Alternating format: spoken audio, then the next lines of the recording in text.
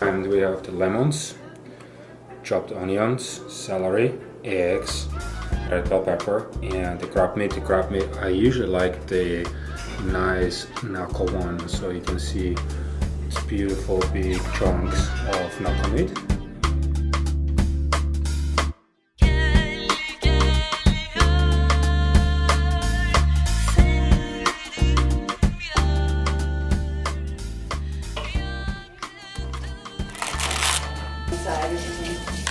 Okay, celery washed, and I'm gonna lay this out here. I'm gonna cut this in little thin stripes, just like that. Like that.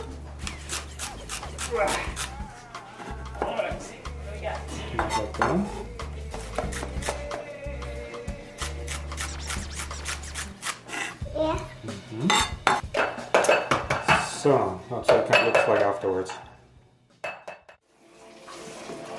Some people like to use pepper in a crab cake, some aren't. I do. It's not always necessary. If you do have it available, put it in. Gives you a little contrast, gives you some color, gives you some sweetness. And all what I do is I just kind of cut it up like this, turn it around, take out the seeds, and break this out like that. There's other ways to do that as well. I'll show you with the next show. But right now, all what I do is I cut that apart, take out the stem, take out a little bit of the white lining here, and there we go. Cut them into little thin stripes. If you want to make it really nice, you can take this off too. We use this for a sauce later on also. And little strips, and then turn this around and cut it in little dice. You want to keep everything about the same size. So, okay, well here we go. A couple eggs. Now, what we're gonna do is I'm gonna crack the eggs in a bowl, and I'm gonna swirl them up a little bit just to kind of break the egg yolk with the white.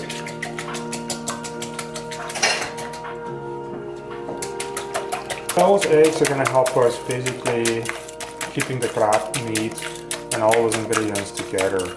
Some Dijon mustard in there. It's a Dijon mustard. Looks like this, and not much, like I don't know, teaspoon, maybe half tablespoon. So a little mayonnaise, about a tablespoon in there as well. Gonna mix this up with the eggs, just like that.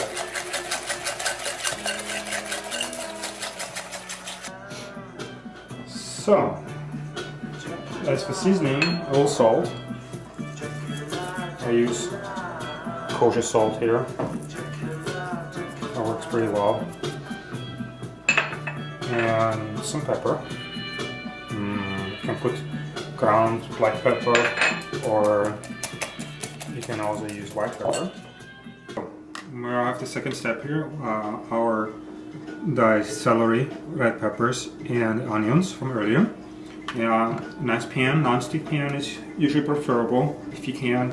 I'm using that regular olive oil, Safeway olive oil.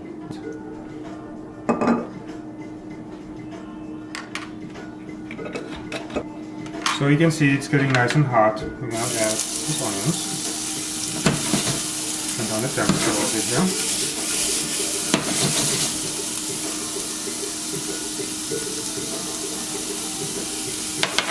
We're gonna add the peppers.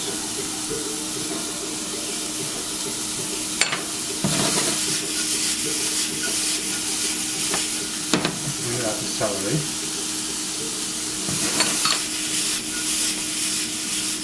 It won't take that long.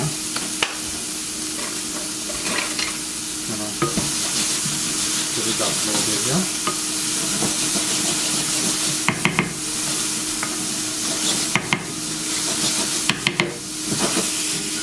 Smells good. And that's actually it.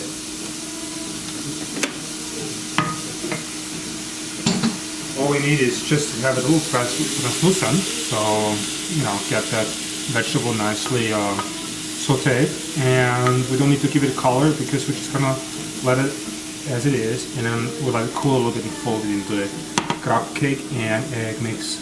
We'll show you in a few.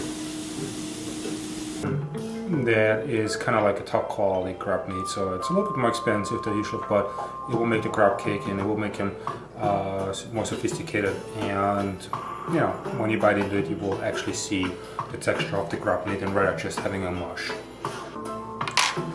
So remember the vegetables from earlier, we just let them cool out a little bit, and we're going to incorporate that now here with the crab meat. And let's see, yeah, I think we can put pretty much everything in there. So we'll use what we got, and our egg mixture from earlier, go ahead in there. Looks like this for now, and then what we're gonna do is we're going to add our panko breadcrumbs. Panko is kind of like coarse breadcrumbs, kind of like nice and white ones. I'm gonna incorporate that too, just to kind of like give that whole thing some more body and something to hold on to. Now what most people do wrong here is that they are going to use too much breadcrumbs, and then afterwards it's gonna be more like a bread cake than a crab cake. Okay, so crab meat had some time, the mixture had some time to rest, and the kind of like the breadcrumbs had time to kind of like start working in that mix, and so now we have a beautiful mixture, not too dry, not too wet, just perfect to form it into like nice thin shape. If you don't have a ring mold like I do, just do it in your hands, form it the way however you want to. It don't have perfectly nicely round shape, but you should keep them all together nice equal size so they cook firmly and evenly. So I got this one here, look at this. Okay, so what about maybe an inch, 3/4 of an inch tall, and what I do is I'm going to dip them in a little bit of some breadcrumbs, again just to kind of like coat the top and the bottom, which gives us, and afterwards when we fry them, some more texture and a little bit of a crunch.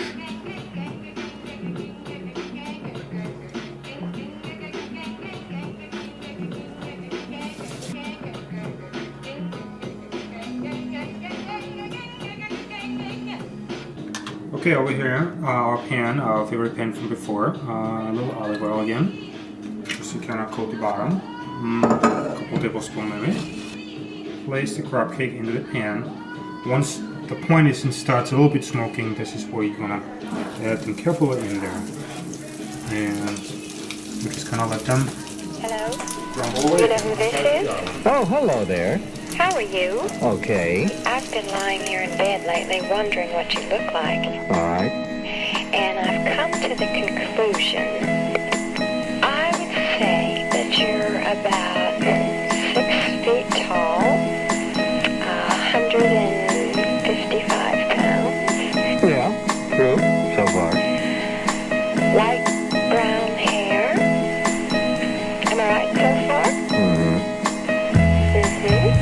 You are very erect. Mm-hmm. I mean, that is, you stand very erect. I would think you have a fairyish complexion. There.